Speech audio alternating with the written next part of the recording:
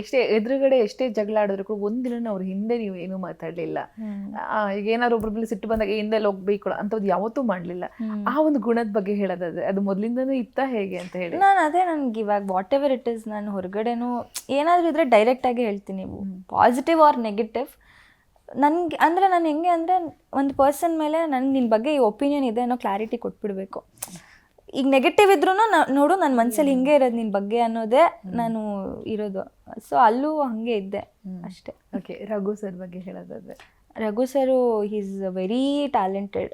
ಅಂದರೆ ಎಲ್ಲ ತುಂಬ ವಿಷಯಗಳೀಗ ಸ್ಪೋರ್ಟ್ಸ್ ಆಗಲಿ, ಆರ್ಟ್ ಆಗಲಿ, ಕುಕ್ಕಿಂಗ್ ಆಗಲಿ, ಎಲ್ಲ ವಿಷಯನೂ ಇನ್ ಡೆಪ್ತ್ ತಿಳ್ಕೊಂಡಿದ್ದಾರೆ. It's very difficult. ಅಂದರೆ ನಾವು ಸುಮ್ಮನೆ ಏನೋ ಒಂದು ಇದ್ರ ಬಗ್ಗೆನ ಯಾವುದೋ ಒಂದು ಅಡುಗೆ ಗೊತ್ತಾ, ಇದು ಗೊತ್ತು ಅದು ಗೊತ್ತು, ಹಂಗಲ್ಲ.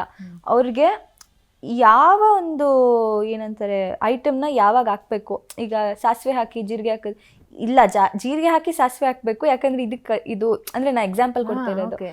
ಇಲ್ಲಾಂದರೆ ಅದು ಜಾಸ್ತಿ ಬೇಯ್ಬಿಡುತ್ತೆ. ಆ ಥರದ್ದು ಇನ್ ಡೆಪ್ತ್ ತಿಳ್ಕೊಂಡಿದ್ದಾರೆ ತುಂಬ ವಿಷಯಗಳನ್ನ ಅವರು. Okay, so yeah